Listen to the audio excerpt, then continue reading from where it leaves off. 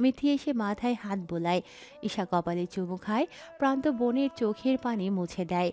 একে অপরের প্রতি ভালোবাসার কোনো কমতি নেই। রিহান বোনের মন ভালো করতে বলে। খেয়া দেখ, তুই যত আইসক্রিম খেতে চাস আমি এনে দেবো। বল্টু রিহানের কথার মাঝে ফোড়ন কেটে বলে। হ্যাঁ, দরকার পড়লে রেহান ভাই ভার্সিটি ছেড়ে আইসক্রিমের ফ্যাক্টরি খুলবে। রিহান বলে। আর তুই হবি সেই ফ্যাক্টরির কর্মচারী। আবির খেয়াকে সান্ত্বনা দিতে বলে। চড়ুই পাখি কাঁদে কেন? ব্যাটার রাগ একটু বেশি, কিন্তু মানুষটা খুব ভালো। আমি ওকে ইচ্ছা মতো ঝাড়ি মেরে দেবো। এত বড় সাহস! তুমি কেঁদো না চড়ুই পাখি। হ্যাঁ, ঝাড়ি দিতে গিয়ে নিজেও কয়েকটা ঝাড়ি খেয়ে আসুন। আবির মনে মনে হাঁ হুতাশ করে, মনে মনে বলে ওঠে। কি সাংঘাতিক প্রেমিকা আমার! নিজের ১৪ গোষ্ঠীর সামনে এভাবে অপমান করে ধুয়ে দিচ্ছে। বিয়ের সময় এই ১৪ গোষ্ঠীর সামনে এই মুখ আমি কি করে দেখাবো? যেমন ভাই তেমন তার বোন। সকলের আদরে খেয়া আদরি হয়ে ওঠে। তালুকদার বাড়ির কাজের সহযোগীরা তাদেরকে খাবারের জন্য ডাকতে এসেছে। বাড়ির বড় সদস্যরা আজ ঘুমিয়ে পড়েছেন অনেক আগে। সচরাচর এমন হয় না, কিন্তু বিয়েতে সারাদিন খাটাখাটুনি করে সকলে নিস্তেজ হয়ে ঘুমিয়ে পড়েছেন। প্রণয়রা বাজার থেকে ফিরতে দেরি হওয়ায় তারাই বাকি আছে খাওয়া দাওয়ায়। প্রণয়কে ডাকা হয়েছে, কিন্তু বিপত্তি বেড়েছে খেয়াকে নিয়ে। আজ সে খাবে না, খিদে নেই নাকি তার? যেই না তার ছোট্ট একটু পেট, প্রণয়ের ঝাড়ি খেয়েই তার পেট ভরে গেছে। তাকে জোর করেও কেউ খাওয়াতে আনতে পারেনি। সকলে খিদে নাজুক হয়ে নিচে এসে টেবিলে বসেছে। রিহান, আবির, ঈশা, প্রান্তর খিদে পেয়েছে ভীষণ। তাই সামিয়া আর মিথি ভাবলো তাদের খেতে দিয়ে যে করেই হোক তারা খেয়াকে খাওয়াবে। তাই তারা সকলকে বেড়ে দিচ্ছে। তৃপ্তি তৃপ্তির রাফিয়া নির্বোধের মতো বসে রয়েছে, যেন তারাই এবারের মেহমান। সামিয়া রেহানকে বেড়ে দিতে যাওয়ার জন্য কাছে এগোলো। রেহান সামিয়ার মুখপানে অপলক দৃষ্টিতে চেয়ে। সামিয়ার পায়ের পাতায় নিজের পায়ের পাতা রাখতেই রেহান সামিয়ার পা খোঁজে। খুঁজে না পেয়ে বিরক্ত হয়ে নিজের পা মাটিতে ধপাস করে রাখতেই বল্টু মোরগের মতো চেঁচিয়ে ওঠে। সকলে আতকে উঠে বল্টুর দিকে যায়। রেহান জিভ কামড়ে চোরের মতো চুপ হয়ে যায়। বল্টু রেগে রেহানের দিকে তাকিয়ে যেন এক্ষুনি রেহানকে শিলপাটায় ছেঁচে ফেলবে। চিল্লিয়ে বলে ওঠে। রেহান ভাই, ওটা আমার পা, সমুদ্রে জেগে ওঠা কোনো আইল্যান্ড না। আবির দুই ভ্রু উঁচুতে তুলে বলে। কি ব্যাপার? আজকাল রেহান সোনামণির হাত পা বেশি ছোড়াছুড়ি করছে। বল্টু বলে। আপনার সোনামণির পাখি হয়ে উড়ার পাখা গজিয়েছে। সামিয়া মুখ চেপে হাসি আটকে রাখে। সামিয়া রেহানকে জ্বালাতে গুনগুনিয়ে গায়। पंछी बनो उड़ते फिरो मस्त गगन में, आज मैं आजाद हूँ दुनिया के चाहम में। প্রান্ত সাথে সাথে তাল মিলিয়ে গায়। সকলের মাঝে হাসির রোল পড়ে গেল। রেহান ভিলেন মার্কা লুক নিয়ে তাকায় বল্টুর দিকে। বল্টু তার ৩১খানা দাঁত নিয়ে হাসিতে লুটিয়ে পড়ে।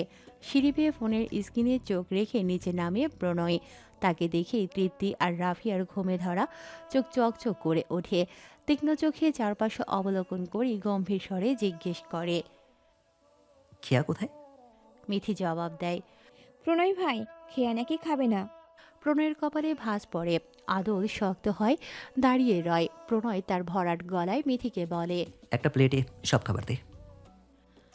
আবির তার জানের দোস্তের উদ্দেশ্য বুঝে ঠোঁট টিপে হাসে। সবাইকে পরখ করে আবার হাসি গিলে ফেলে। মিথি বুঝতে পেরে স্তম্ভিত হয়ে দাঁড়িয়ে রয়। আবির মিথির স্তম্ভিত হয়ে দাঁড়িয়ে থাকা দেখে মনে মনে তার প্রিয়তমাকে ভালোবেসে আস্তে ধীরে দু চারটে ঝাড়ি দেয়। আহা, এই নার্সারির নাদান বাচ্চাকে নিয়ে আমি কি যে করি! আবির মিথিকে উদ্দেশ্য করে বলে ওঠে। মিঠি, জলদি প্লেটে খাবার দাও। তোমার শ্রদ্ধেয় বড় ভাই বিশেষ মিশনে যাবেন।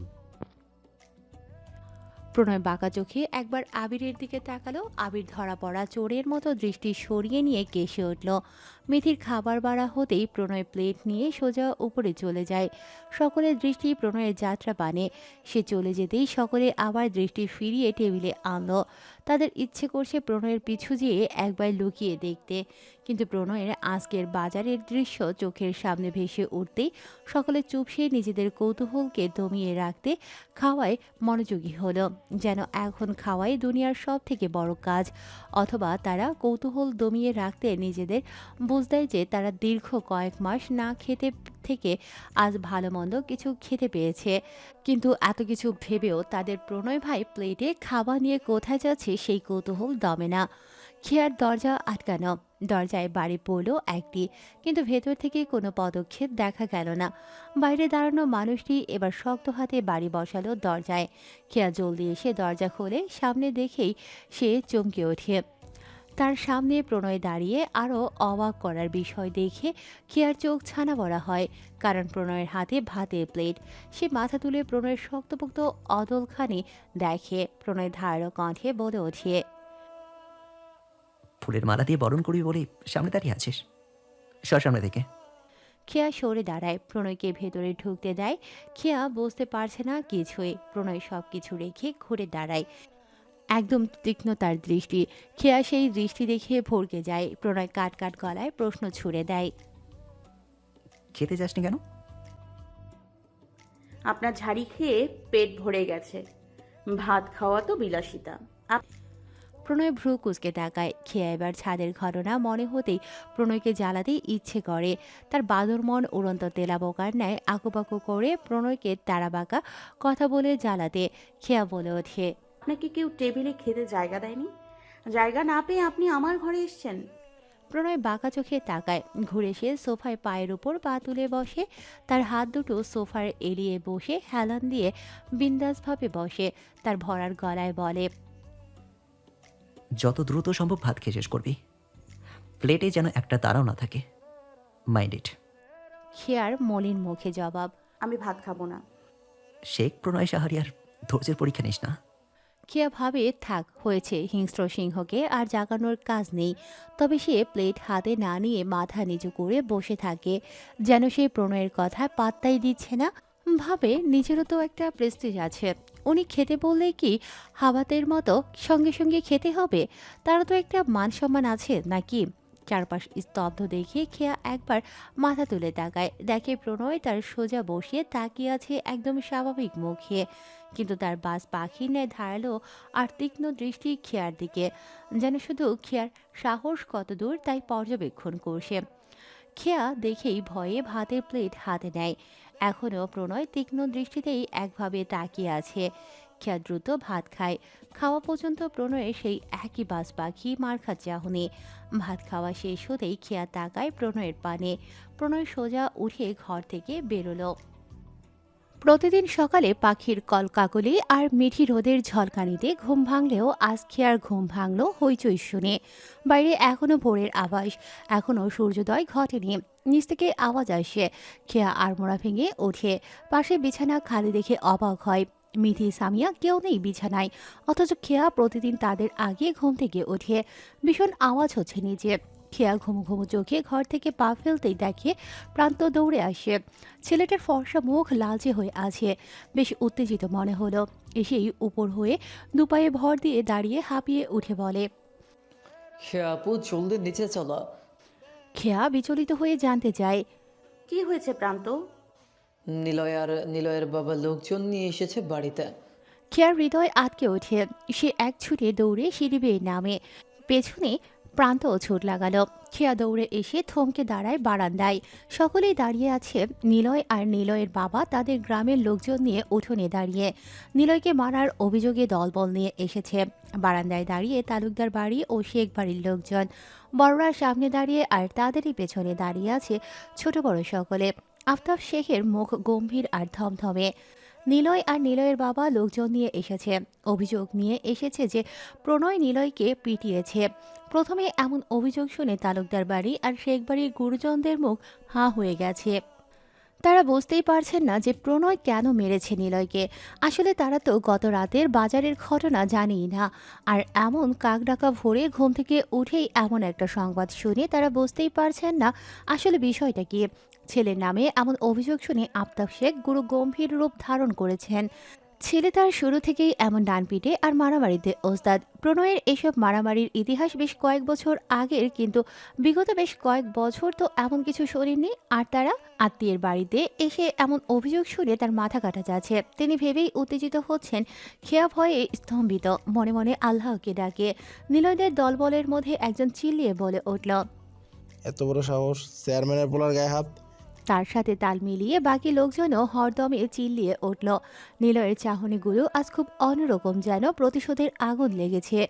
জবেদা তালুকদার নিজাম ব্যাপারীকে উদ্দেশ্য করে বললেন, প্রণয় এমনি এমনি কোনো নির্দোষ মানুষের গায়ে হাত দিবে না। নিজাম ব্যাপারী, তোমার ছেলেকে জিজ্ঞেস করো তাকে মারার কারণ কি। আফতাব শেখ রেগে গম্ভীর হয়ে দাঁড়িয়ে আছেন। খেয়ার ছোট আদল ভয়ে শুকিয়ে গেছে। সে বাবা চাচাদের আড়ালে দাঁড়িয়ে আছে। সামিয়া আর মিথি এসে তার পাশে দাঁড়ায়। তাদের দেখেই প্রান্ত আর রেহানও গা ঘেঁষে দাঁড়ায়। মিথি খেয়ার কাঁধে হাত রাখে। খেয়া অসহায় চোখে যায়, মনে মনে অদৃষ্টকে দোষারোপ করে। কেন সে বিয়ে খেতে এলো, আর কেনই বা এমন কিছু হবে? খেয়া এই পরিস্থিতির পরিণতি কি হবে তা ভেবেই শিউরে ওঠে। একদিকে আফতাব শেখ, নিলয়ের বাবার দলবল, আর পৃথিবীর অন্যদিকে প্রণয় ভাই। কি হবে তাই ভেবেই খেয়ার পিলে চমকে ওঠে। খেয়া ভয়ে জড়িয়ে ভাঙা ভাঙা গলায় জিজ্ঞেস করে, প্রণয় ভাই কোথায়? মিথি জবাব দেয়, প্রণয় ভাই তো আবির ভাইদের বাড়িতে ঘুমিয়েছিলেন, এখনো ওঠেননি মনে হয়। রেহান বলে। ভাই এলে তো কুরুক্ষেত্র হবে মনে হচ্ছে। নিলয়ের বাবা বলেন, আপনাকে পোলা আমার পোলার গায়ে হাত তুলছে, চেয়ারম্যানের পোলার গায়ে হাত। তার সাথে লোকজনরাও চেঁচিয়ে ওঠে। জসিম তালুকদার পরিস্থিতি ঠান্ডা করতে তাদেরকে একটু শান্ত হতে বলছেন, কিন্তু তাতে যেন পরিস্থিতি আর উত্তেজিত হচ্ছে। এই গ্রামে তালুকদার বাড়ির প্রভাবও ব্যাপক, আর শেখ বাড়ির তথা অ্যাশকে ইন্ডাস্ট্রির এর সুনাম তো দেশ বিদেশ ব্যাপী। কিন্তু শেখ বাড়ির কর্তারা চুপ করে আছেন, এই জন্য যে তারা বিষয় সম্পর্কে কিছুই জানে না। প্রণয় কেন মেরেছে তাও বুঝতে পারছে না তারা। আফতাব শেখ ছেলের এমন কর্মকাণ্ডে গম্ভীর হয়ে আছেন। তার মধ্যে তার ছেলে যদি অন্যায় কিছু করে তার অবশ্যই বিচার হবে। নিজেদের ক্ষমতা আর সুনাম দিয়ে তিনি সেসব আড়াল করবেন না কখনোই। তিনি মূলত আত্মীয়ের বাড়িতে এসে ছেলের নামে এমন অভিযোগ শুনে গম্ভীর হয়ে গেছেন। কিছুই বলছেন না তিনি। ঘুম ভাঙা চোখে প্রণয়ের আবির্ভাব ঘটে। তার পরনে black T shirt, pant. T shirt পরায় তার বলিষ্ঠ হাত দুটো দৃশ্যমান। হাত দিয়ে চুল ঠিক করতে করতে সবাই তালুকদার বাড়ির গেইটে পা রেখেছে সে। তাকে প্রবেশ করতে দেখে সকলে তার দিকে চেয়ে, অথচ বাড়ির উঠোন ভর্তি মানুষ, সেই সাথে ব্যান্ডেজে জড়ানো নিলয় আর নিলয়ের বাবাকে দেখে প্রণয়ের মুখভঙ্গির কোনো পরিবর্তনই পরিলক্ষিত হয় না। প্রণয় সাবলীলভাবে এগিয়ে আসে। তার এমন গা ছাড়া ভাব দেখে সকলে অবাক হয়। প্রণয় এসে দাঁড়ায় মধ্য উঠোনে। তার এক পাশে নিলয় আর ওদের লোকজন, আর অন্য পাশে শেখ বাড়ি আর তালুকদার বাড়ির লোকজন। মাত্র ঘুম থেকে ওঠায় প্রণয়ের ভারী স্বর আর ভারী শোনায়। প্রণয় ভ্রু কুঁচকে চেয়ে জিজ্ঞেস করে, কি হয়েছে? উপস্থিত সকলে তার এমন গা ছাড়া ভাবের পর এমন প্রশ্ন শুনে অবাক চোখে চেয়ে থাকে। নিলয়ের বাপের দলের কিছু লোক চেঁচামেচি করেও বলে ওঠে, দেখছেন দেখছেন, চেয়ারম্যানের পোলারে পিডে মায়েরা এখন কয় কি কি হয়েছে? আসলে এই অজপাড়া গায়ের লোকজন তো আর শেখবাড়ি ও তাদের কোম্পানির প্রভাব বা সুনাম সম্পর্কে জানে না সেভাবে। শেখবাড়িতে কাদের আসা যাওয়া সেসব সম্পর্কে তাদের কোনো ধারণাই নেই। তাই নিলয়ের বাবার সাথে যারা এসেছেন তারা এক কথায় হুজুকে লোকজন। তারা মূলত গ্রামের চেয়ারম্যানের কথায় ওঠা বসা লোক। নিলয়ের বাবাও ভেবেছেন এদেরকে কাজে লাগিয়ে তিনি গুটি চালাবেন। তাদের সাথে আসা লোকজনগুলো শেখ বাড়ির ক্ষমতা আর সুনাম সম্পর্কে না জানলেও নিলয় আর নিলয়ের বাবা ঠিকই জানেন শেখ পরিবারের ক্ষমতা ও সুনাম। তবুও তারা জেনেই গ্রামের লোকদের উস্কিয়ে নিয়ে এসেছেন, এই বলে যে একটা বাইরের ছেলে এসে গ্রামের চেয়ারম্যানের ছেলের গায়ে হাত তুলেছে। আর গ্রামের কিছু লোকজনও তাতে সায় মিলিয়ে চলে এসেছে। আসলে নিলয় আর নিলয়ের বাবা প্রণয়ের হাতে মার খাওয়ার ব্যাপারটা মেনে নিতে পারেনি। তাই শেখ পরিবারের ক্ষমতা জেনেও ভিলেজ পলিটিক্স খাটাতে যাচ্ছে। নিলয়ের বাবা আর নিলয় চুপ করে আছে। গ্রামের মানুষকে উছলে দিয়ে তারা কিছুই বলছে না। প্রণয় ঠায় দাঁড়িয়ে আছে, যেন এসব কথা তার কানেই নিচ্ছে না। নিলয়দের সাথে আসা এক মধ্যবয়সী মুরব্বী বলে ওঠে। রেহান আস্তে ধীরে বলে, মুরব্বি মুরব্বি, ওহু। এবার আফতাব শেখ প্রণয়ের সামনে এসে দাঁড়ায়। অনেক বছর পর বাবা ছেলের কথা হচ্ছে, তাও এমন মুখোমুখি দাঁড়িয়ে। আফতাব শেখ গম্ভীর মুখে ছেলের পানে প্রশ্ন ছোড়েন, ওনারা যা অভিযোগ করছেন তা কি সত্যি? অভিযোগটা কি? প্রণয়ের এমন কথায় নিলয় ও তাদের লোকজন অবাক হয়ে চেয়ে রয়। একজন মুরব্বী অবাক হয়ে বলে। আফতাব শেখ আরও গম্ভীর হয়ে জিজ্ঞেস করেন, তুমি কি নিজাম ব্যাপারী চেয়ারম্যানের ছেলেকে মেরেছো? প্রণয় ভাবলেশীন হয়ে জবাব দেয়, হ্যাঁ, মেরেছি। সকলে প্রণয়ের এমন ভাবলেশীন স্বীকারোক্তি শুনে যেন আশ্চর্য হয়ে চেয়ে আছেন। আফতাব শেখ আবার প্রশ্ন ছোড়েন। কেন মেরেছ? প্রণয় ভ্রু কুঁচকে বিরক্ত হয়ে বলে, ও মার খেয়েছে সেটা রোল পিটে পড়েছে, আর কেন মার খেয়েছে সেটা বলেনি। প্রণয়ের এমন ভাবলেশীন কথা শুনে নিলয়দের সাথে আসা গ্রামের মুরব্বীরা কখন যেন কাত হয়ে পড়ে যান। প্রণয়ের এমন কথা শুনে তাদের মুখগুলো দেখার মতো লাগছে।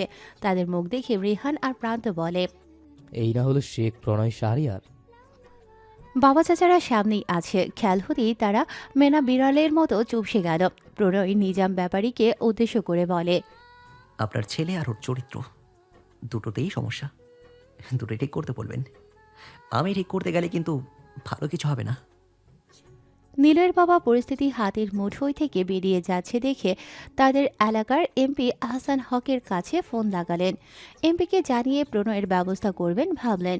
ফোন তুললেন এমপি সাহেব। নিলয়ের বাবা প্রণয়ের নামে অভিযোগ তুললেন, জানালেন যে শহর থেকে এসে এক ছেলে তার ছেলের গায়ে হাত তুলেছে। এমপি এসব শুনে প্রণয়কে শাসাতে প্রণয়ের কাছে দিতে বললেন। ফোনটা স্পিকারে দিল প্রণয়। এমপি আহসান হক শাসিয়ে বলে উঠলেন, কে রে, নিজামের ছেলের গায়ে হাত দিয়েছিস কেন? প্রণয় সাবলের গলায় বলে, আমি শেখ প্রণয় শাহরিয়ার বলছি। এমপি এবার চেনা গলার স্বরে চেনা নাম শুনে অবাক হলেন।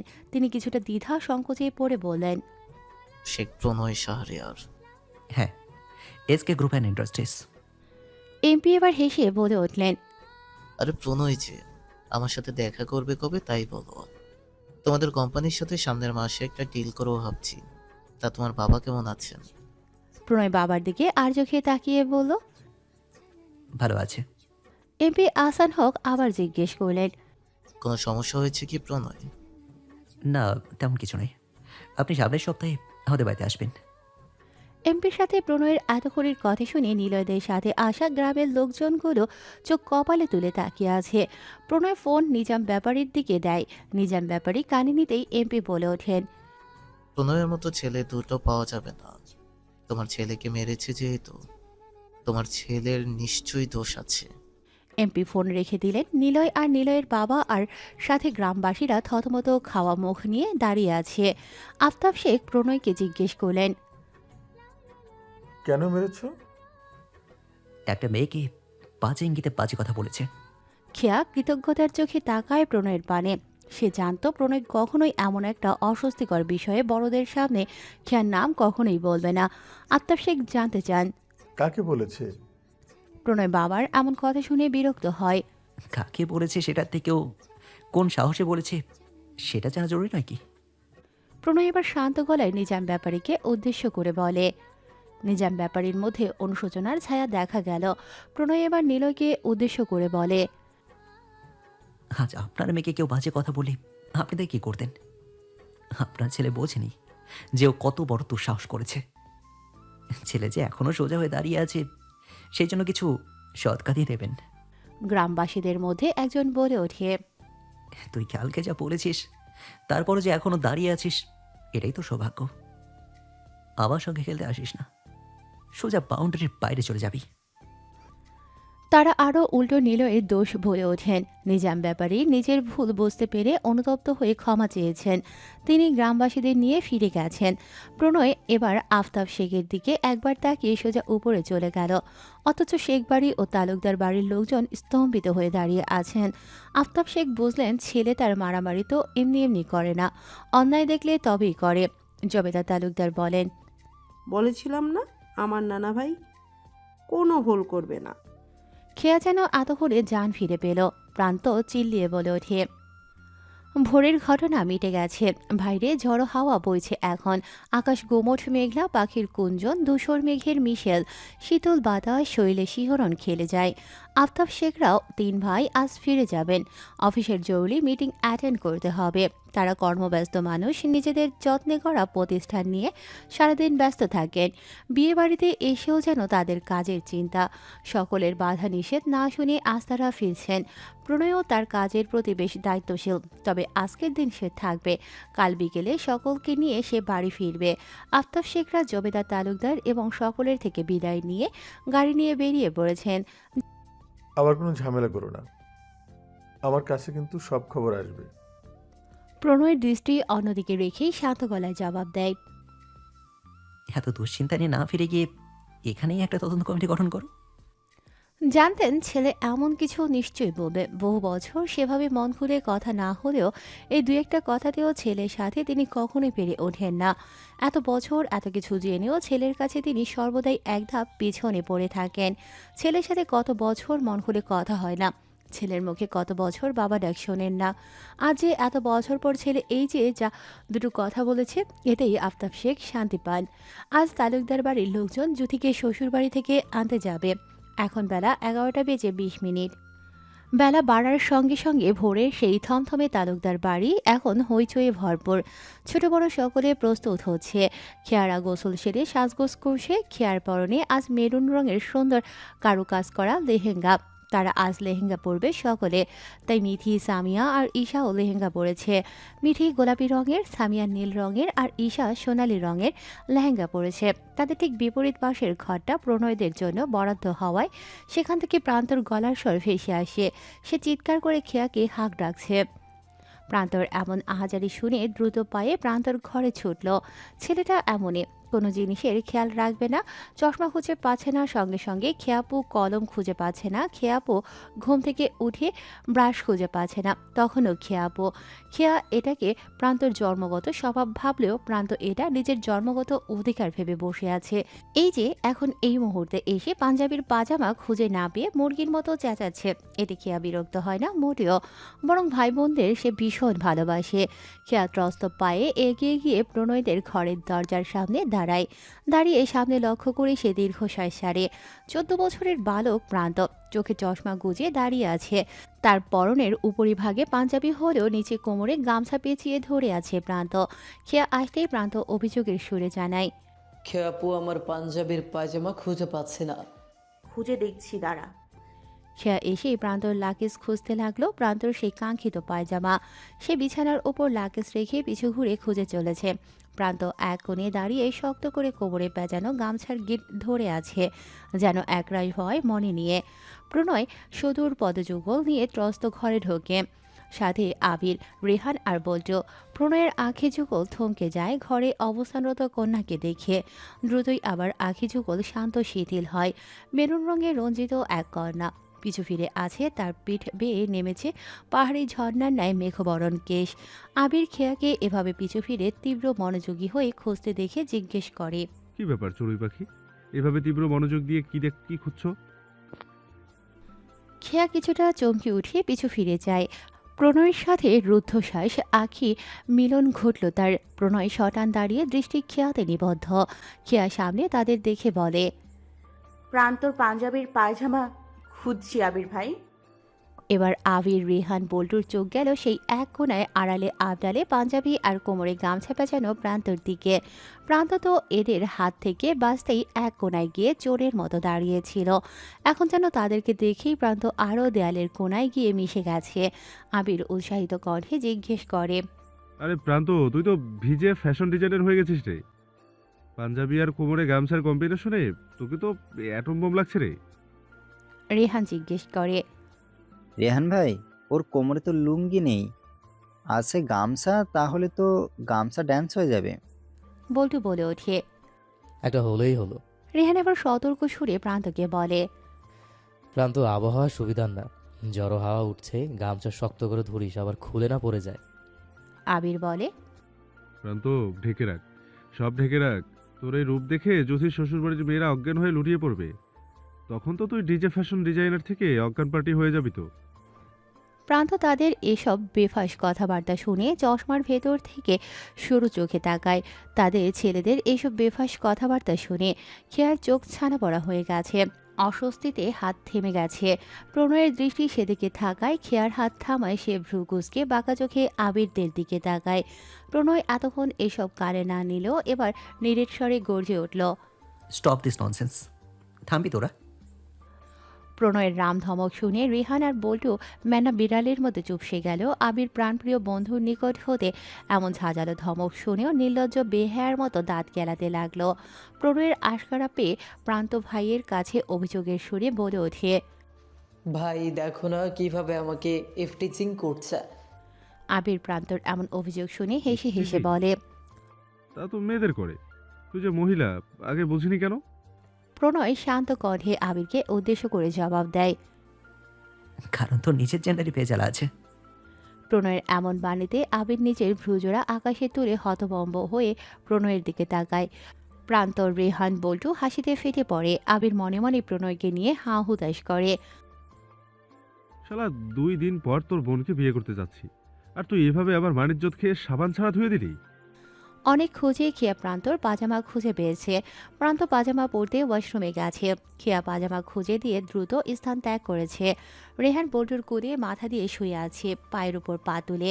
প্রণয়ের সেই কথা শুনে আবির সেই যে চুপ হয়ে গেছে মনে হচ্ছে না, আর আগামী 1 সপ্তাহে মুখ থেকে কথা বের হবে। সবই প্রণয়ের অবদান।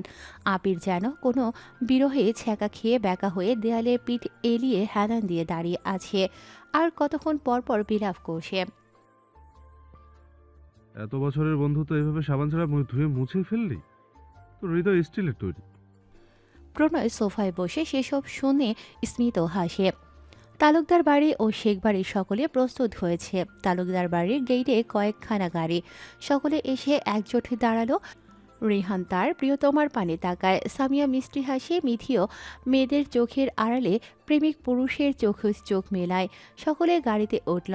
বড়রা উঠেছে এক এক গাড়িতে। প্রণয় নিজেদের গাড়ি বের করেছে। তার নিজের ব্যক্তিগত প্রিয় গাড়িটি সে বাড়িতে রেখে এসেছে। প্রণয় ড্রাইভিং সিটে বসলো। আজও সে ড্রাইভ করবে। প্রণয়ের পাশে আবির আর রেহান বসলো। মাঝের সারিতে বসেছে খেয়া, মিথি, সামিয়া আর ঈশা। পেছনে বসেছে প্রান্ত আর বল্টু। তৃপ্তি, দীপ্তি আর রাফিয়া ওদের ভাই রাফির গাড়িতে জায়গা থাকা সত্ত্বেও প্রণয়ের গাড়ির দিকে এগিয়ে এসে অতি আহ্লাদি সুরে প্রণয়কে জিজ্ঞেস করে। গাড়িতে কি জায়গা হবে? প্রণয় বলে, হ্যাঁ, তোমাদের ভাই রাফির গাড়িতে অপরন্ত জায়গা আছে। প্রণয়ের এমন কথা শুনে তৃপ্তি আর রাফিয়া থতমত খেয়ে দাঁড়িয়ে রয়। প্রণয় সোজা গাড়ি স্টার্ট দেয়। খেয়া, মিথি, সামিয়া, আবিররা মুখ চেপে হাসে। সবুজ শ্যামল প্রকৃতি ছাড়িয়ে বিস্তীর্ণ মাঠ দিগন্ত পেরিয়ে চঞ্চল হাওয়াকে ছুঁয়ে গাড়ি এগিয়ে চলে সাই সাই করে। বেশ কিছুক্ষণ পরই গাড়ি গন্তব্যস্থলে পৌঁছে গেল। যুথির শ্বশুরবাড়ি পৌঁছে গাড়ি থেকে নামতেই তারা সকলকে স্বাগতম জানালো। সকলে এসে বাড়ির অন্দরমহলে প্রবেশ করল। যুথির শ্বশুরবাড়ির লোকজন বেশ অতিথি পরায়ণ। যুথি নিজের বাড়ির মানুষগুলোকে দেখে ভীষণ খুশি হয়েছে। তারা পৌঁছতেই তাদের আপ্যায়নের কোনো ত্রুটি রাখছেন না তারা। মধ্যাহ্নভোজ শেষ হতেই সকলেই বিশ্রাম নিল।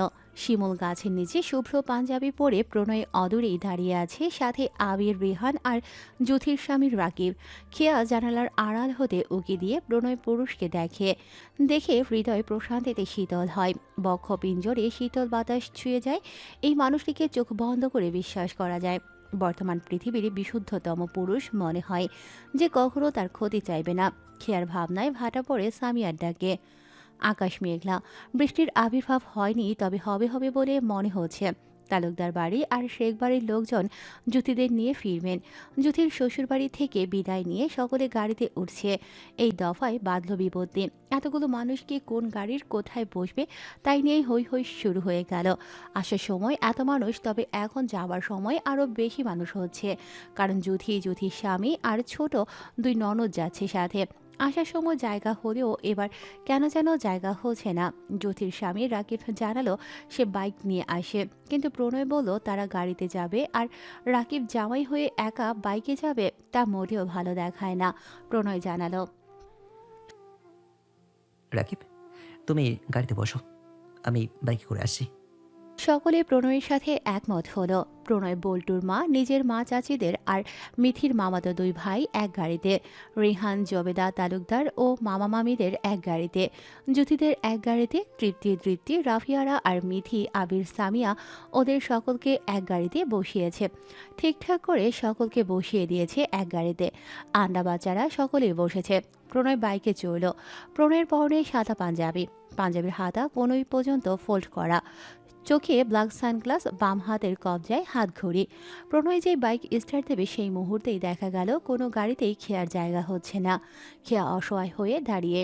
খেয়ার জায়গা হচ্ছে না দেখে রুবি শেখ প্রণয়কে বললেন, বাবা, খেয়াকে তোর কাছে নিয়ে আয়। খেয়া হতভম্ব হয়ে মায়ের দিকে যায়।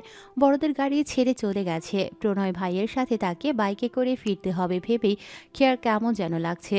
আবির হেসে বলে, চড়ুই পাখি জলদি ওঠো, শুভ বিদায়। বলে আবিররাও গাড়ি ছেড়েছে। পরে রইল খেয়া। তার হাত পা ছিটিয়ে কাঁদতে ইচ্ছে করছে। প্রণয় শান্ত স্বরে বলে, ওঠ। খেয়া উঠে বসলো পেছনে, বলল, প্রণয় ভাই একটু আস্তে ধীরে সাবধানে চালাবেন, আমার বাইকে চড়তে ভয় লাগে। প্রণয় কণ্ঠ খাদে নামিয়ে বলে। শক্ত করে জড়ি ধরে বস। খেয়ার চোখ দুটো যেন এক্ষুনি বেরিয়ে যাবে। নিজের কানকে বিশ্বাস করতে কষ্ট হচ্ছে। খেয়া যেন জমে বরফ হয়ে গেছে। প্রণয় খেয়ার নড়াচড়া বন্ধ দেখে পেছনে ঘুরে তাকায়। খেয়া তোতলা মুখে জিজ্ঞেস করে, কি? প্রণয় কিছুক্ষণ নিশ্চুপ থেকে জবাব দেয়, বাইক। খেয়া উঠে বসে বেশ কিছুটা দূরত্ব নিয়ে শক্ত হয়ে বসেছে। প্রণয় গাঢ় গলায় বলে, বেশি দূরত্ব রাখার প্রয়োজন নেই, রাস্তা ভালো না, পড়ে যেতে পারিস। কোনো অসুবিধা হলে সাথে সাথে পড়বি, ওকে? খেয়া হ্যাঁ সূচক মাথা নাড়ে। প্রণয় আবার বলে, কাঁধে হাত রাখ। খেয়া নিজের এক হাত অতি সন্তর্পণে প্রণয়ের কাঁধে রাখে। প্রণয় বাইক স্টার্ট দেয় আবার। মাথার উপর খোলা মেঘলা আকাশ। এক্ষুনি যেন আকাশের বুক চিরে বৃষ্টিটা ঝরে পড়বে। নির্জন মানব শূন্য রাস্তায় শীতল মাতলা হাওয়ায় তালে খেয়ার দীঘল কালো চুল উড়ছে। খেয়া চুলে ক্লিপ লাগানোর কথা মনে না থাকায় ভীষণ বিরক্ত হচ্ছে নিজের ওপর। এক হাত প্রণয়ের কাঁধে রেখে অন্য হাতে বারবার চুল সামলাচ্ছে সে।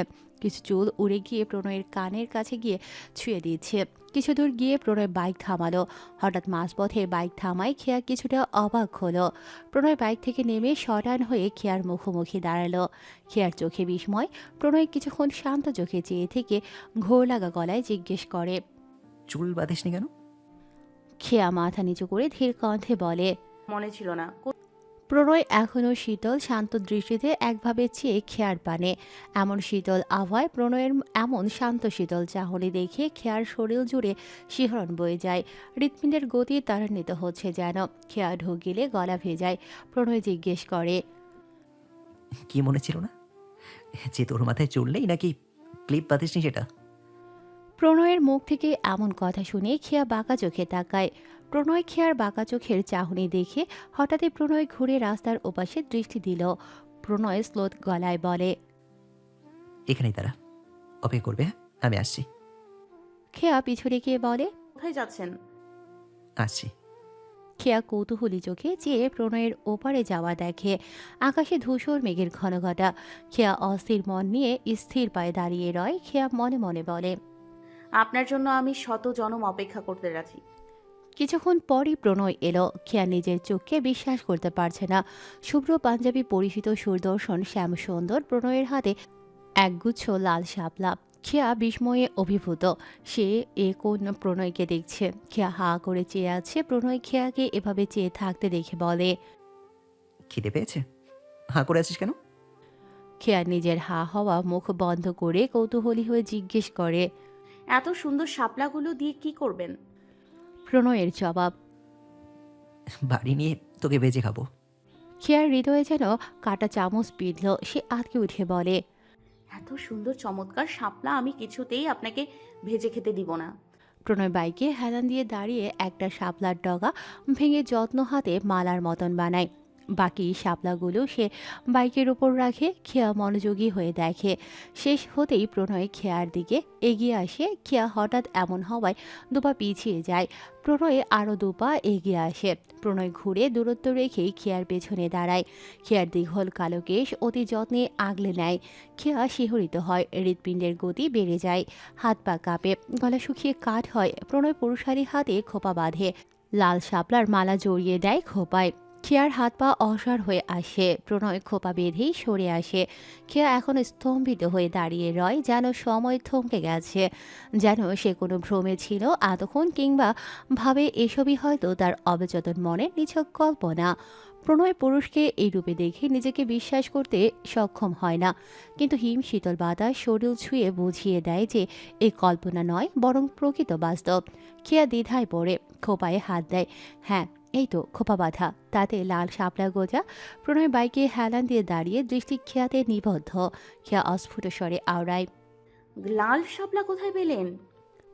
প্রণয় হাত দিয়ে পেছনের বিলে ইশারা করে। খেয়া কোমল কণ্ঠে আবদার জানায়। আমায় নিয়ে যাবেন? প্রণয় কিছুক্ষণ চুপ থেকে জানায়। চল। খেয়া প্রণয়ের পিছু পিছু হেঁটে চলে। রাস্তা পার হয়ে সামনে দেখে খেয়া বিস্ময়ে অভিভূত হয়। ঠোঁটের কোণায় ফুটে ওঠে স্নিগ্ধ হাসি, খুশিতে চোখ চিকচিক করে। প্রণয় বাঁকা চোখে তাকায়। রাস্তা থেকে ঢালু পথ নেমেই পিল প্রণয়ের নিজের নামে। পিছু ঘুরে নিজের বলিষ্ঠ পুরুষালী হাত এগিয়ে দেয়। খেয়া আজ অবাক হতে হতে কখন যেন অজ্ঞান হয়ে যাবে। কাপা কাপা হাতে অতি সন্তর্পণে নিজের ছোট্ট হাত এগিয়ে দেয়। প্রণয় নিজের শক্ত পুরুষালী হাতে খেয়ার ছোট্ট কোমল হাতখানি পুড়ে নেয়।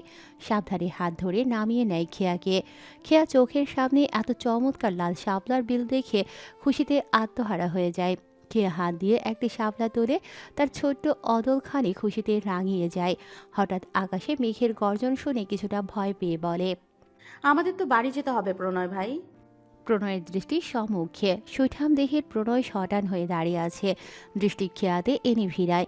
শান্ত স্বরে জিজ্ঞেস করে, আর একটু থাকতে ইচ্ছে করছে? খেয়া মিনমিনে স্বরে বলে, ইচ্ছে তো করছি। প্রণয় প্রগাঢ় স্বরে বলে, তাহলে থাক। খেয়া খুশি হলো বেশ। মন ভরে লাল শাপলার বিল দেখে। তবে তার এই ভালো লাগার মূল কারণই তো প্রণয়। প্রণয় আছে বলেই তো এত ভালো লাগছে। প্রণয় পাশে থাকলে অতি সাধারণ জিনিসও তার কাছে চমৎকার অসাধারণ লাগে। ফুল সে ভালোবাসে, কিন্তু আজ মাত্রাতিরিক্ত ভালো লাগার কারণ হচ্ছে পাশে প্রণয় আছে। খেয়া শাপলা দেখার আড়ালে আবডালে চোরাচোখে প্রণয়কে দেখে। দেখে মন তুষ্ট হয়, প্রশান্ত হয়। বেশ কিছুক্ষণ পর প্রণয় জিজ্ঞেস করে, মন ভরেছে? খেয়া মিষ্টি হেসে জবাব দেয়, খুব। প্রণয় ঠোঁটে মৃদু অস্পষ্ট হাসি এনে বলে, তাহলে চল এবার। খেয়া প্রণয়ের সেই অস্পষ্ট ঝাপসা মৃদু হাসি দেখেই থমকায়। হৃদয়ে ঝড় ওঠে। প্রণয় এবার নিজ হতেই খেয়ার ছোট্ট কোমল হাতখানি নিজের হাতের মুঠোয় পড়ে নেয়। সাবধানে এগিয়ে চলে বাইকের দিকে। চেনা গন্তব্যের পথে রওনা হয়। এবার আর খেয়ার চুল ওঠে না। প্রণয় যে যত্ন করে খোপা করে দিয়েছে, খেয়ার কাছে সবই স্বপ্ন আর কল্পনা মনে হয়। এর মধ্যেই আকাশ ছেড়ে বৃষ্টিরা ঝরে পড়ে। বৃষ্টিতে ভিজে গেল দুজনই। প্রণয় জিজ্ঞেস করে, ঠান্ডা লাগছে? বাইক থামাবো আবার? খেয়া বলে। প্রণয়ও মাথা নেড়ে জানালো। হুম। চঞ্চল হাওয়া ছুঁয়ে বৃষ্টিস্নাত প্রকৃতিকে ছাড়িয়ে নীরব প্রান্তর পেরিয়ে তারা এগিয়ে চলল গন্তব্যের পানে। ভোরের মিঠি প্রভায় আলোকিত ধরা। শুভ্র মেঘ দলের বুক চিরে উকি দেয় সোনালি রোদ্দুর। তারই মিঠি রাঙার আলোয় রঙিন হয় প্রকৃতি, ভুবন জীবন। চারিপাশে ঝলমলে রোদ্দুর, প্রাণবন্ত হাওয়া অন্তরিক্ষ পানে চেয়ে মনে হয় হৃদয়ের গহীন অভিমানকে বৃষ্টিরূপে ঝরিয়ে দিয়ে সে ক্ষান্ত হয়ে আবার রাঙা হাসিতে হেসে উঠেছে। খেয়ার মাঝে মাঝে এই অন্তরিক্ষকে কোনো কিশোরী মেয়ে বলে মনে হয়, যা ক্ষণে ক্ষণে রং বদলায়। অন্তরিক্ষ যেন কোনো কিশোরী মেয়ের মতো গোমুঠ কৃষ্ণ মেঘে আচ্ছাদিত হয়ে নিজের অভিমানকে প্রকাশ করে। এরপর বৃষ্টিরূপে অভিমানগুলোকে ঝরিয়ে দেয় আবার সোনালি রোদ্দুরের ঝলমলে রঙে রঙিন হয়ে খিলখিলিয়ে হেসে ওঠে। খেয়া দোতলার বারান্দায় দাঁড়িয়ে প্রকৃতি বিলাস করছে। মনে হলেও তার ধ্যান আজ তার প্রকৃতিতে নেই। তার গায়ে মেরুন রঙের চুড়িদার, চুল ভেজা, সদ্য গোসল সেরে এসেছে কিনা সে মন প্রাণ উজাড় করে ভাবছে। মন যেন আজ অদূরে বয়ে চলা স্রোতস্বিনী নদীর ন্যায় অস্থির, উচাটন। তার কিশোরী মন ভেবে চলেছে। সেই ভাবনার আদ্যপ্রান্ত জুড়ে কেবল শেখ প্রণয় শাহরিয়ারের বিচরণ। হৃদয় অনুভূতিতে সিক্ত হয়। সে অনুভূতির নাম শেখ প্রণয় শাহরিয়ার। চোখ খোলা বা বন্ধ আক্ষিপটে ভেসে ওঠে জলজান্ত শেখ প্রণয় শাহরিয়ার। কি ভেজাল! তবে তার মন হৃদয় তো তাই ভাবতে ব্যাকুল। বাধ্য মন বারবার হাজারবার অবাধ্য হয়ে যায় তার কাছে। ওই তো অদূরে পদ্মবন, ছুটে চলা স্রোতস্বিনী নদী, তার বুক জুড়ে বিচরণ করা শুভ্র গাংচিল, সবুজ শ্যামল ধানক্ষেত, গায়ের মেঠো পথ, তাতে ফুটে ওঠা ভৃঙ্গরাজ, সবই আজ তার চোখের সামনে থেকেও তার মন কাটতে ব্যর্থ। অক্ষিপটে ভেসে ওঠে কাল প্রণয়ের একটুখানি কাছে আসা, শক্ত পুরুষালী হাতের মুঠোয় তার ছোট্ট হাতখানি আগলে ধরা, আর যত্ন, খেয়াল, তার কোমল মধু মিশ্রিত গাঢ় কণ্ঠস্বর, তাতে যেন আফিম মেশানো। খোপা বেঁধে দেয়া, খোপায় লাল শাপলার মালা গুজে দেয়া, তার অস্পষ্ট ঝাপসা মৃদু হাসি খেয়ার তনুমনে ঝড় তোলে। ভেবেই হৃৎপিণ্ড সবেগে কম্পিত হতে থাকে। এ যেন এক মায়াজাল, যেথায় সে শতাব্দীর পর শতাব্দী বিমোহিত হয়ে কাটিয়ে দিতে সক্ষম। খেয়ার এত মধুর ভাবনায় বাস পড়ল হঠাৎ মিথির বাস খাই গলার চেঁচামেচিতে। এই মধুর সময় মিথির এমন চেঁচামেচি খেয়ার কাছে মুরগির চ্যাও চ্যাও এর মতো মনে হলো। খেয়া ভাবে এদের জ্বালায় সে মরতেও পারবে না বুঝি। তখনও হয়তো তার এই ভাই বোনগুলো হাঁস মুরগির মতো চেঁচাতেই থাকবে। কি আশ্চর্য! খেয়া ভেবে পায় না মিথির মতো একটা মিষ্টি কোমলমতি মেয়ে কেন সারাদিন মুরগির মতো চেঁচাবে। ভাবে আবির ভাইয়ের সাথে মিথি আপুর বিয়ে হলে আবির ভাই নিঃসন্দেহে দুদিনে বয়রা হয়ে যাবে। শেষমেশ কানের ওষুধের ব্যবসা করতে হবে, নিজেই বেচবে নিজেই কিনবে। খেয়া মনের এসব প্রশ্নকে থাপড়ে চুপ করায়, কেননা একবার মিথির কানে এসব গেলে তাকে মিথি হামান দিস্তায় আদা রসুনের মতো ছেঁচে ফেলবে। মিথি এদিকেই আসে, হাঁক ডাক ডাকতে ডাকতে মিথি এসে হন্তদন্ত ভঙ্গিতে বাস খাই গলায় ডাকে, তুই এখনো এখানে? খেয়া বোনের এত হাঁক ডাক শুনে ক্ষান্ত হয়ে দীর্ঘশ্বাস ফেলে জিজ্ঞেস করে, না, বাড়ি ফিরতে দেরি হয়ে যাবে। শীঘ্রই নিচে নাম, নইলে প্রণয় ভাই তোকে তুলে আছাড় মেরে আমার জন্য পাঠিয়ে দেবেন। খেয়া মনে মনে আস্তে ধীরে মিথিকে হালকা বকাঝকা করে, হেসে মনে মনে বলে ওঠে, তোমার শ্রদ্ধেয় প্রণয় ভাইয়ের গতকালের কৃত্তিকলাপ দেখলে তুমি এতক্ষণে পটল তুলতে যেতে। মিথি আবার বলে, জলদি চল, প্রণয় ভাই সেই কখন থেকে অপেক্ষা করছেন গাড়ি নিয়ে। সকলেই গাড়িতে, শুধু তুই বাদে। বলছেন তোকে 120 সেকেন্ডের মধ্যে নিচে নামতে। খেয়া ত্রস্ত পায়ে এগিয়ে যেতে নেয়, আবার একটু পিছু ঘুরে পদ্মবন, নদী, ধানক্ষেত মন ভরে দেখে নেয়। তার ছোট্ট হৃদয় কিছুটা ব্যথিত হয়। বাড়ি ফিরলে এসব তো আর দেখতে পারবে না। শেষবার আবার একটু দেখে নিয়ে সে দ্রুত পায়ে নিচে এগিয়ে চলে। আজ তারা বাড়ি ফিরছে, নিচে নামতেই দেখে সকলে হাজির আছে, একমাত্র সে বাদে। তালুকদার বাড়ির সকলে তাদের বিদায় জানাতে বাড়ির গেইটে দাঁড়িয়ে। খেয়া জবেদার তালুকদারকে জড়িয়ে ধরে। জবেদার তালুকদার খেয়ার মাথায় চুমু দিয়ে দিলেন। প্রণয় জবেদার তালুকদারকে এক পাশ থেকে জড়িয়ে ধরে। জবেদার তালুকদার প্রণয়ের মাথায় হাত বুলিয়ে দেন। কতক্ষণ এরপর প্রণয়ের মাথায় চুমু দিলেন। ছোটবেলা থেকেই প্রণয়কে তিনি ভালোবাসেন খুব। আসলে প্রণয় সেই ছোট্ট থেকেই সকলের কাছে এক অন্য নাম। প্রণয়ের মাথায় হাত বোলাতে বোলাতে বললেন, নানু ভাই, নিজের খেয়াল রেখো, তোমার জন্য আমার চিন্তা হয়।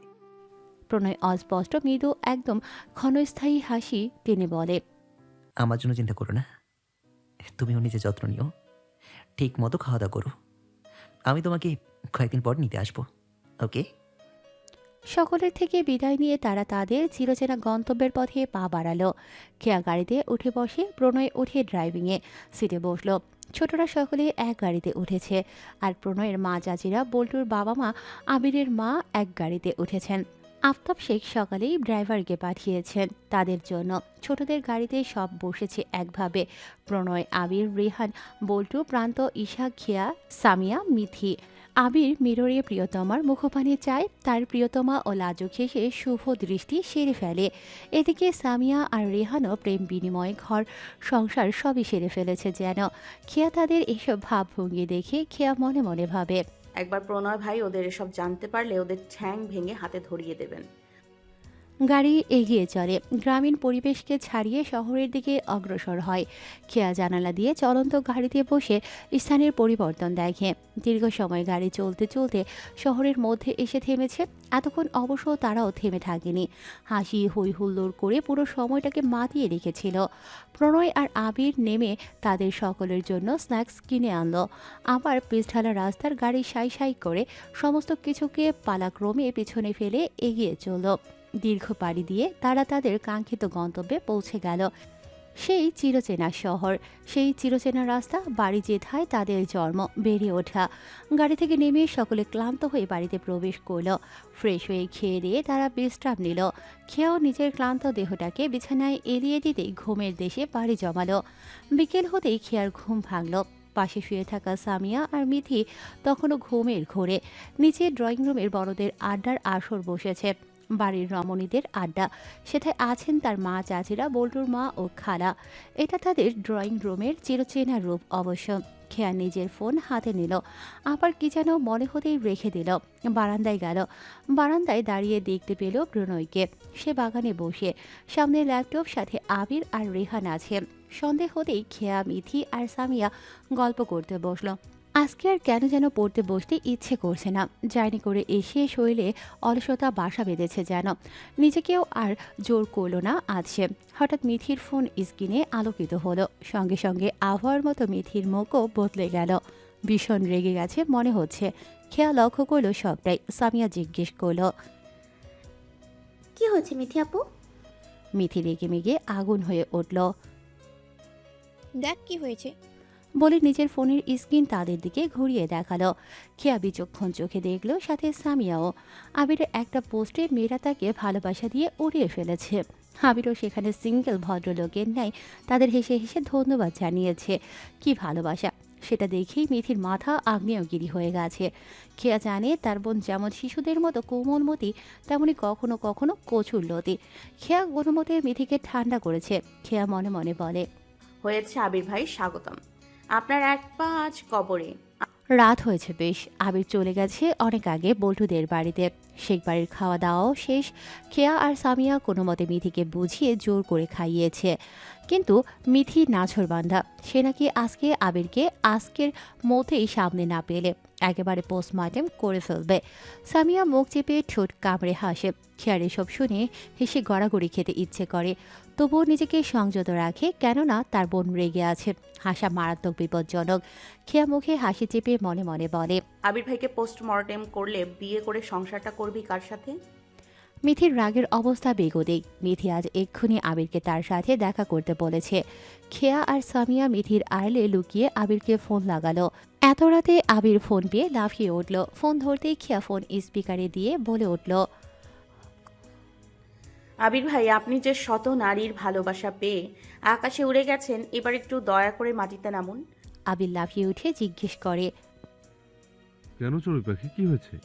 আপনার পোস্টে শত নারীর ভালোবাসা দেখে আপনার প্রিয়তমার মাথায় আগুন জ্বলছে। জলদি জলদি বালতিতে পানি নিয়ে আসুন।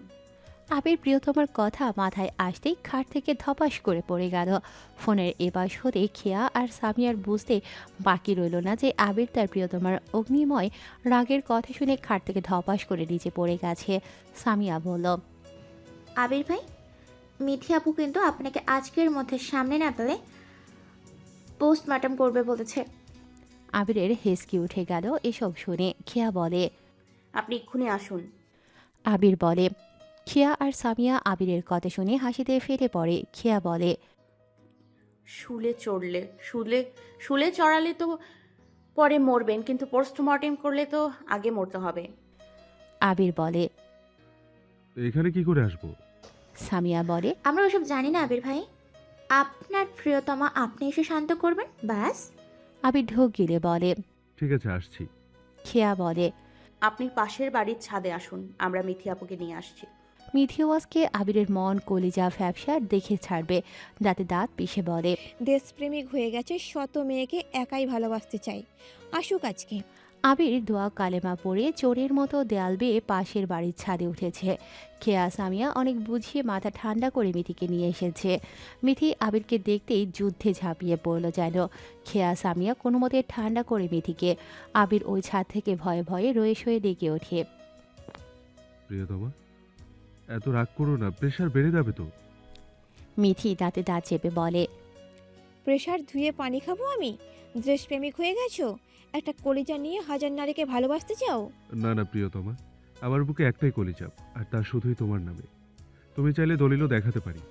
মিথি অগ্নিচোখে তাকাতেই আবির বোকা বোকা হাসি দিতে থাকে। আবির ভাব দেখিয়ে খেয়াকে বলে, তোমার বোনকে বলো আমি তাকে ভালোবেসে তাল গাছে উঠে সেখান থেকে লাফও দিতে পারি। এই ছাদ সেখানে কোনো বিষয়ই না। খেয়ার সামিয়া মুখ চেপে হেসে মিথি আর আবিরের কাহিনী দেখছে। মিথি বলে, তাই নাকি? তবে এবার ছাদ থেকে লাভ দাও একটু। পরের বার না হয় সুস্থ হলে তাল গাছ থেকে দিও। আবিরের কাশি উঠে গেল।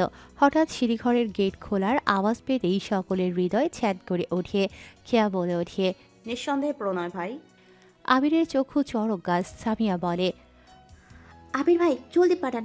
আবির আফসোসের সুরে বলে, এই শালার জ্বালায় দেখি প্রেম করতে এসেও শান্তি নেই। মিথি ধমকে বলে, বন্ধুর বোনের সাথে প্রেম করার সময় মনে ছিল না? আমার ভাই তোমাকে এখানে দেখলে না ঠ্যাং ভেঙে হাতে ধরিয়ে দেবে। আর পা ঠিকটা গাছে তাতেই বিয়ে করতে পারছো না, আর লুলা হয়ে গেলে আমার ভাই তোমার হাতে ভাঙা প্লেট ধরিয়ে দেবে, যাও এখান থেকে। প্রণয় যদি একবার জানতে পারে একদম সবগুলোকে মেরে লোলা বানিয়ে দেবে।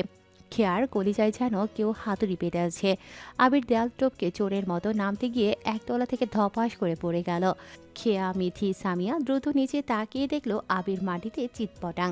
মিথির রাগ যেন আরও ফুঁসে উঠল, দাঁতে দাঁত চেপে রেগে বলে উঠল, অসহ্য লোক একটা, অপুষ্টির শিকার, উঠতে বসতেই পড়ে যাই। খেয়া আর সামিয়া মিথির কথা শুনে হাসিতে ফেটে পড়ে। তারা পেছন ঘোরার আগেই প্রণয় গম্ভীর স্বরে ডেকে ওঠে, তোরা এত রাতে ছাদে? ভাইকে দেখে এতক্ষণ প্রেমিককে ইচ্ছে মতো ঝাড়ি মেরে উড়িয়ে ফেলা মিথি এখন চুপসে গেছে। তার হাঁটু কাঁপছে। সামিয়ার মুখ দিয়ে কথা বের হচ্ছে না, যেন তার জিহ্বায় কেউ সুপার গ্লো লাগিয়ে দিয়েছে। খেয়া তাদের দুজনকে এমন তার খাম্বার ন্যায় দাঁড়িয়ে থাকতে দেখে ভয়ে জরাজীর্ণ হয়ে নিজের মুখ থেকে টেনে হিসড়ে কথা বের করে, চাঁদ দেখছি। খেয়াকে সাহসী হয়ে জবাব দিতে দেখে সামিয়া মিথি মনে মনে খেয়াকে সাবাস জানায়। তারাও মাথা নেড়ে খেয়ার কথায় সায় জানায়। প্রণয় সরু চোখে তাকায়, খেয়ার দিকে তীক্ষ্ণ দৃষ্টিতে তাকিয়ে গম্ভীর কণ্ঠে বলে, চাঁদ কি তোর বাপ চাচার ব্যক্তিগত সম্পত্তি?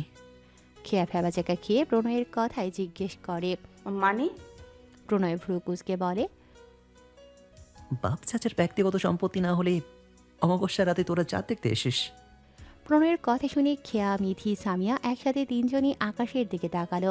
আসলে তো আকাশে চাঁদের চও নেই, আজ তো আমাবস্যা। তারা হতভম্ব হয়ে একে অপরকে দেখে। খেয়া অবস্থা বেগতিক দেখে বকা বকা হাসি দিয়ে জলদি বলে ওঠে, হ্যাঁ, ছাদে উঠেই দেখলাম আকাশে চাঁদ, তারা, গ্রহ, নক্ষত্র কিচ্ছু নেই, তাই আমরা নেমেই যেতে চাচ্ছিলাম আর কি। আর তখনই আপনি এলেন।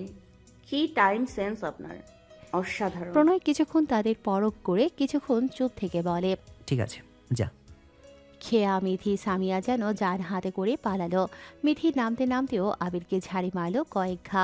তার জন্যই তো এসব হলো। ভাগ্যিস প্রণয় ভাই কিছু বলেননি। সময় খরস্রোতা নদীর মতো বহমান। মানুষ সময়ের অপেক্ষায় থাকে, কিন্তু সময় কারো অপেক্ষায় রয় না, তা এগিয়ে চলে আপন গতিতে। সমাজে বড্ড স্বার্থপর কারো জন্য থামার নিয়ম যে তার নেই। সময় নিজের নিয়মেই বয়ে চলে, তবে কখনো কখনো সময় থমকে দেয় জীবন। একটা জলজান্ত মানুষকে বানিয়ে দেয় জীবন্ত লাশ। কত প্রাণ কাঁদে একমুঠো সুসময়ের অপেক্ষায়, কত প্রাণ নিষ্প্রাণ হয় এই নির্দয় পাষাণ সময়ের কাছে। সময় নাকি বদলায়, তবে কেন ত্রিভুবনে শত প্রাণ এক জীবন একমুঠো সুসময়ের অপেক্ষায় ছটফটিয়ে মরে? খেয়ার জীবনেও সময় এগিয়ে গেছে বেশ কিছুটা। তালুকদার বাড়ি থেকে ফেরার পর কেটে গেছে কয়েক সপ্তাহ। সামিয়াও নিজের বাড়ি ফিরে গেছে। রোজ কলেজ যাওয়া আসা, প্রণয়ের কাছে নিয়ম করে পড়তে বসা, বাড়ির সকলের সাথে হইহুল্লোড় করে বেশ কেটেছে খেয়ার এই কয়েক সপ্তাহ। আবিররা নিজেদের নতুন ফ্ল্যাট নিয়েছে শেখবাড়ির দুবারই পরেই। প্রণয় ইদানিং বেশ ব্যস্ত হয়ে পড়েছে। অফিসে মিটিং, কাজ, দায়িত্ব নিয়ে সে ভীষণ ব্যস্ত। এত ব্যস্ততার মাঝেও রোজ অফিস থেকে ফিরে ক্লান্তি ভুলে নিয়ম করে খেয়াকে পদার্থ বিজ্ঞান আর উচ্চতর গণিত পড়াতে বসায় সে। প্রণয় এত ব্যস্ততার মাঝেও পদার্থ বিজ্ঞান আর উচ্চতর গণিত দেখিয়ে পড়িয়ে দেয়, সেটাই অনেক। তাই এবার খেয়ার জীববিজ্ঞান পড়ানোর জন্য একজন গৃহশিক্ষক প্রয়োজন। শুরু হলো গৃহশিক্ষক খোঁজার কর্মকাণ্ড। অবশেষে একজন মেডিকেল চতুর্থ বর্ষের ছাত্রকে গৃহশিক্ষক হিসেবে নিয়োগ দেওয়া হয়েছে। খেয়া আর সামিয়া একসাথেই পড়বে শেখবাড়িতে। আজ তাদের নতুন গৃহশিক্ষক পড়াতে আসবেন তাদের। সামিয়া চলে এসেছে, তারা গল্পে মশগুল ছিল। তাদের নতুন গৃহশিক্ষককে প্রান্ত খেয়ার ঘরে নিয়ে এলো। খেয়ার ঘরের দরজা দিয়ে প্রবেশ করলো এক শ্যামবর্ণের লম্বা, মোটামুটি হ্যাংলা পাতলা চশমা পড়ুয়া ছেলে। সামিয়া বেশ বিচক্ষণের চোখে দেখে নিল যেন তাদের সামনে কোনো জেল পলাতক আসামিকে হাজির করা হয়েছে। প্রান্ত এসেই খেয়া আর সামিয়াকে দেখিয়ে বলল, ভাইয়া, এরাই আপনার গুণী জ্ঞানী বিশ্বকুখ্যাত মেধাবী শিক্ষার্থী। খেয়ার সামিয়া দাঁড়িয়ে সালাম জানালো, সাথে প্রান্তকে চোখ রাঙালো খেয়া। তিনি এসেই তোতা পাখির মতো গড় গড়িয়ে নিজের নাম পরিচয় দিলেন। তাদের এই নতুন গৃহশিক্ষক মহোদয়ের নাম অর্পণ দাস। তিনি একজন সনাতন ধর্মাবলম্বীর। নাম পরিচয় পর্ব শেষ হতেই পড়াতে আরম্ভ করলেন তিনি। খেয়া সামিয়া স্যার বলে সম্বোধন করলে তিনি স্যার ডাকতে নিষেধ করলেন, তাতে নাকি তার ভীষণ লজ্জা লাগে। তাই খেয়া আর সামিয়া ভাইয়া বলে সম্বোধন করল তাকে। তিনি পড়াচ্ছেন ভীষণ মনোযোগ দিয়ে, থামার কোনো নামগন্ধ নেই। মাঝে জেবাশিক নিজে এসে নাস্তা দিয়ে গেলেন। বেশ ভালোই পড়ায়। পড়ানো শেষ হতেই আজকের মতো তিনি বিদায় নিলেন। সামিয়া পড়া শেষ হতেই কিছুক্ষণ বসে বাড়ি যেতে বের হলো। দোতলায় খেয়ার ঘর হতে ব্যাগ থেকে ফোন বের করে বের হতেই কারো সঙ্গে সজোরে ধাক্কা খেল সামিয়া। আকস্মিক তাল সামলাতে না পেরে পড়ে যেতে নিতেই কারো বাহুডোর তাকে সন্তর্পণে আগলে ধরল। সামিয়া হকচকিয়ে উঠল। পড়ে যাওয়ার ভয়ে চোখ বুজে ফেলেছে মেয়েটা, কিন্তু মস্তিষ্ক জানান দিল সে পড়ে যায়নি। চোখ খুঁড়ে সে রেহানকে দেখতে পেল। রেহান নিজের ঘরের দিকে যাচ্ছিল নিজের ফোনে চোখ রাখতে রাখতে, আর সেই মুহূর্তেই সামিয়া নিজের ব্যাগে ফোন খুঁজতে খুঁজতে এগোতেই ঘটে গেল ঘটনা। রেহানের মুখও বলে দিচ্ছে সেও এমন কিছু ঘটবে তা প্রত্যাশা করেনি মোটেও। সে এখনও সামিয়াকে অতি যত্নে আগলে রেখেছে। সামিয়া চারপাশে চোখ বুলিয়ে দেখে কেউ আছে নাকি। ভাগ্যিস কেউ দেখেনি, কেউ দেখে ফেললে কি হতো। সামিয়া নিজেকে সামলে দাঁড়ায়। রেহানও নিজের বাহুডোর খুলে দিল। সামিয়ার চোখে মুখে লজ্জায় আড়ষ্ট হয়। রেহান তা দেখে মুচকি হাসে। রেহান আরও লজ্জা দিতে বলে, চোখে রাখো চোখ, কিছু কথা হোক। সামিয়ার ঠোঁট প্রসারিত হয় মিষ্টি লাজুক হাসিতে। রেহান এবার জ্বালাতে বলে ওঠে, বাই দ্য ওয়ে, চোখে চোখ রাখার আগে চশমাটা পরে নিস। আমি তো ভুলেই গেছি যে তোর আবার চোখের সমস্যা। শেষে কি দেখতে কি দেখে ফেলিস। গেল সামিয়ার মেজাজ বিগড়ে। মনে মনে বলে, এই লোকটা সত্যি একটা অসহ্য। ভালো মুহূর্ত সবসময় ফালতু কথা ঠোঁটের আগায় থাকে। হাট! সামিয়া রেগে মেগে বলে ওঠে, আমি বেশ ভালো পরিষ্কার দেখতে পাচ্ছি। রেহান ভ্রুজোড়া নাচিয়ে কৌতূহলী দৃষ্টিতে হেসে জিজ্ঞেস করে, কি দেখতে পাচ্ছিস? দেখতে পাচ্ছি যে আমার সামনে একটা আফ্রিকান জঙ্গলি দাঁড়িয়ে আছে। রেহান ঠোঁট কামড়ে হাসে। হেসে সামিয়ার কানের কাছে কিছুটা এগিয়ে ফিসফিসিয়ে বলে, ভালোবেসে আফ্রিকান জঙ্গলি কেন, বান্দরবানের বানরও বলতে পারিস, কোনো অসুবিধা নেই। বাসিস না ভালো? নিমিষে আবার সামিয়ার আদর লাজে রাঙা হয়। রেহান বলে, আমি কিন্তু এসে ফেলেছি। সামিয়া চকিত নয়নে চায় এই একটি মানুষের থেকে এমন একটি কথা শোনার অপেক্ষায় তো তার প্রাণ পাখিটা দিশেহারা ছিল। তৃষ্ণার্ত প্রেম হৃদয় আজ তুষ্ট হয়। আজ সরাসরি প্রিয় পুরুষের নিকট হতে এমন বাণী শুনে সে তার হৃদয় কাঁপে অজানা সুখে। সুখ নিজে উড়ে এসে হৃদয়ে আজ। সামিয়া লাজুক হেসে বলে, আমিও বাসি তো। বলেই এক ছুটে চলে যায়। রেহান পেছনে ঠোঁট কামড়ে হাসে। সন্ধ্যায় প্রণয় বাড়ি ফিরে পড়াতে বসার সময় নতুন গৃহশিক্ষক অর্পণের সম্পর্কে জানতে চাইল। খেয়া জানালো জীববিজ্ঞান বেশ ভালোই পড়ায় অর্পণ। এরপর প্রণয় খেয়াকে পদার্থবিজ্ঞান প্রথম পত্র পড়ানো আরম্ভ করলো। খেয়াকে পড়া দেখিয়ে দিয়ে প্রণয় কফিতে চুমুক বসালো। খেয়া ম্যাথ করছে খাতায়। আকাশে আজ মেঘ জমেছে ভীষণ। বাইরে মেঘ ডাকছে, যে কোনো মুহূর্তে বৃষ্টি নামবে বলে মনে হচ্ছে। হিমশীতল বাতাস ঘর ছুঁয়ে যাচ্ছে। বাগানের কাঠগোলাপের স্নিগ্ধ সুবাসে মন মাতোয়ারা হয়। প্রণয় কফির মগ হাতে নিয়ে চুমুক দিয়ে উঠে দাঁড়ালো। হাতে মগ নিয়েই দক্ষিণের জানালার কাছে গিয়ে দাঁড়ালো। তাদের বাগানের গাছগুলো ঝড়ো হাওয়ার তালে দুলছে, যেন তারা আজ বাতাসের সাথে বিদ্রোহ ঘোষণা করেছে। প্রণয়ের ঘরটা বেশ বড়, সুবিশাল ঘর তার। তিনতলা লাইব্রেরি ঘর থাকা সত্ত্বেও নিজের ঘরেই একটা বিশাল বুকশেলফ রাখা। তাতে বিভিন্ন ঐতিহাসিক লেখকবৃন্দর বিভিন্ন রকম বই তার সংগ্রহে। প্রণয়ের পরনে ব্ল্যাক শার্ট, তার হাতা ফোল্ড করা, ব্ল্যাক প্যান্ট, হাতে হাত ঘড়ি। সদ্যই অফিস থেকে ফিরে গোসল সেরে খেয়াকে পড়াতে বসেছিল। প্রণয় কফির মগে চুমুক দিয়ে জানালা দিয়ে তাকায় মেঘলা আকাশের পানে। হঠাৎ বিকট শব্দে বাজ পড়ল। সঙ্গে সঙ্গে বিদ্যুৎ সংযোগ বিচ্ছিন্ন হলো। নিকোষ কালো আধার ঘর জুড়ে। খেয়া ভয়ে আতকে উঠে ক্ষীণ মৃদু স্বরে ডাকে, প্রণয় ভাই। সারা না পেয়ে খেয়া উঠে দাঁড়ায়, এগিয়ে যায় সামনে। সামনে এগোতেই আধারে সজোরে ধাক্কা খেল প্রণয়ের প্রশস্ত বুকে। প্রণয় তার বলিষ্ঠ এক হাতে জড়িয়ে নিল খেয়াকে। খেয়ার ছোট্ট দেহ কম্পিত হয়। কণ্ঠ খাদে নামিয়ে গাঢ় স্বরে জানতে চাইল, ভয় পেয়েছিস? খেয়া ছোট করে জবাব দেয়। প্রণয় আবার শীতল নেশাক্ত স্বরে বলে, ভয় নেই, আমি আছি। এই একটা কথাই খেয়ার তনুমন শীতল করে তীব্র কাঁপুনি তোলে, যেন পৌষের শীত তাকে জড়িয়ে ধরেছে। তার ছোট্ট হৃদয় থেকে একদল রঙিন প্রজাপতি উড়ে যায়। ছোট্ট শরীরটা কাঁপে। প্রণয় সরে এলো। প্রণয় নিজের পকেট থেকে ফোন বের করে ফ্ল্যাশলাইট চালিয়ে নিজের ফোন এগিয়ে দেয়। এটা নিয়ে সোজা নিজে ঘর যা।